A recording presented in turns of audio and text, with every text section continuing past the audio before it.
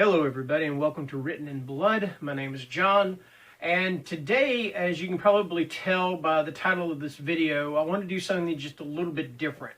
And now this was something that was actually I was actually inspired by this, or for this, by Timmy over at Cunningham and by Chris over at CK Reads. Now they're not doing a buddy read, but what they're doing is they're reading the works of Robert R. McCammon. And they're starting at his first book, which is Bow, and they're going all the way down to his last book, which I'm not even sure what that is. I believe it was the 5, but I'm not sure. I may be wrong. Or it could have been one of the Speaks the Nightbird books, all right? So I thought that's a really good idea. So I thought I'd like to do that, but not with McCammon. But anyway, to take an author, start at his first book, and just work my way down. So what I did was I picked out 4 authors, and I've got some of their books here, and I'll do a little synopsis for at least one of their books that I've got, and then put it to a vote.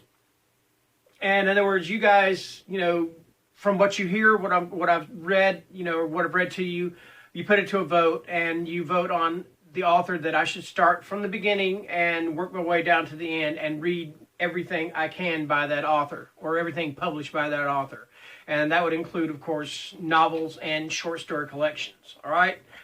So I've got this in alphabetical order by last name first. So I'll start with the first one. I don't have a physical copy of his book, but the first author I do have a video, or not a video, but a Kindle copy. In fact, I've got 4 or 5 of his books on Kindle. Which include The Summer Job, Exponential, I believe is one of them, and I can't remember the other one. But anyway, the one that I flash up here is one that I have read already, so if I do read it again, it may be a reread, or I may just, if I've read it already, I may not, all right? May not do that. Anyway, the author is Adam Caesar, and the book is Video Night. Now, I don't have a synopsis of it, but basically this is kind of an ode to 80s horror. You got this group of friends that every I believe Friday night or Saturday night, they go over to one of their houses and they watch VHS horror movies, and of course have a good time. The bonding, the camaraderie, and all that. But anyway, this particular night there has been an alien invasion, and it's of course up to these 4. I believe it's 4. It's been a while since I read it, to figure out what's going on with their town and put a stop to it. So yeah, that is Adam Caesar. Video Night. So that's choice number 1. All right, so choice number 2 is Tim Curran. And 2 of the books I've got by Tim Curran, and I'll show them to you, are Hive and Skin Medicine. Now, I've not read Hive. I have read Skin Medicine. It's kind of like a werewolf or shapeshifter novel. And it was good. It's been a long, long time since I read it, so it really will not feel like a reread to me if you guys pick him. All right? But I'm going to read the synopsis for Hive for you. A sequel over 70 years in the making. Jimmy Hayes had a bad feeling the moment he arrived at Kharkov Station, and it had nothing to do with the cold, the snow, and the 4 solid months of darkness at the South Pole. But when mummies were discovered in the mountains, Hayes knew the cause of his bad feeling. Only he didn't know what would happen when the ruins of a pre-human civilization was discovered in a series of subsurface caverns. That was when the real trouble at Kharkov Station began. Tim Curran, author of Skin Medicine, presents the stunning sequel to H.P. Lovecraft's At the Mountains of Madness in this new novel from Elder Signs Press. So yeah, that is Hive, and that is choice number 2.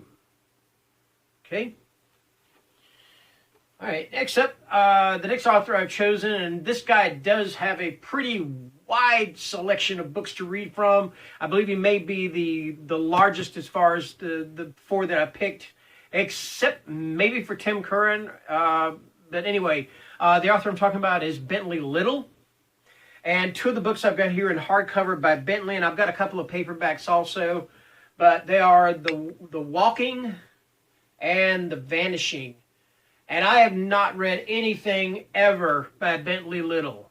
So I'm going to read the synopsis for The Vanishing, and then you guys, again, put it to a vote if he's the one you pick. All right, here we go. All right. In Beverly Hills, a wealthy CEO goes on a bloody rampage and videotapes the slaughter. He leaves behind a chilling, cryptic message. This is where it begins. Miles away, an alarmed mother receives from her estranged husband an unsettling letter stained with bloody fingerprints. And all across California, children are falling victim to a monstrous change and their parents to a mounting fear. Social worker Carrie Daniels and reporter Brian Howells are determined to find the link between these baffling events, but they shouldn't look too deeply into the lives of the victims. It's quite dark there, and God help them, they won't like what they find. So yeah, that is Bentley Little. And again, this is one to put to the vote. All right. And finally, now I have read one book by this author, and it is, of course, I read The Ritual. It's been a while since I read it. Again, it may not be considered a reread if I do, because like I said, it's been a while. I really enjoyed it. I love the Netflix movie. Of course, I'm talking about Adam Neville. And again, I've got The Ritual here. Sorry about the shadow. And I've got No One Gets Out Alive. And I do have a couple of books on my Kindle from him also. I believe I've got The Reddening, which is his latest. Anyway, so I'm going to read the synopsis for No One Gets Out Alive. Okay? When Stephanie moves to a notoriously cheap neighborhood of Birmingham, she's happy to find an affordable room for rent that's just large enough not to deserve her previous room's nickname, the Cell. The eccentric, albeit slightly overly friendly, landlord seems nice and welcome. The ceilings are high, and all of the other tenants are also girls. Things aren't great, but they're stable. Or at least that's what she tells herself when she impulsively hands over the money to cover the first month's rent and decides to give it a go. But soon after, she becomes uneasy about her rash decision. She hears things in the night, feels them, things or people who aren't there in the light, who couldn't be there because, after all, her door is locked every night and the key is still in place in the morning. Concern soon turns to terror when the voices she hears and presence she feels each night become hostile. It's clear that something very bad has happened in this house, and something even worse is happening now. Stephanie has to find a way out before whatever's going on in the house finds her first. No One Gets Out Alive will chill you straight through to the core. A cold, merciless, fear-inducing nightmare to the last page. A word of caution. Don't read this one in the dark. Well, okay, anyway.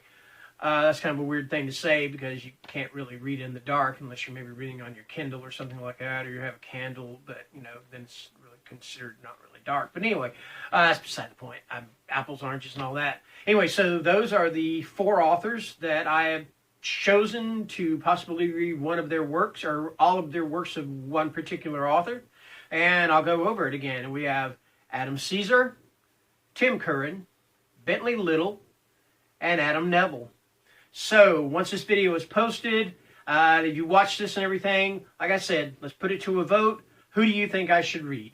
And I'll leave this, give this a 48-hour voting period. Is that long enough? Yeah, I think. Okay, cool. All right, so that's going to do it. And until next time, have a great day. Stay home, stay safe, stay healthy, and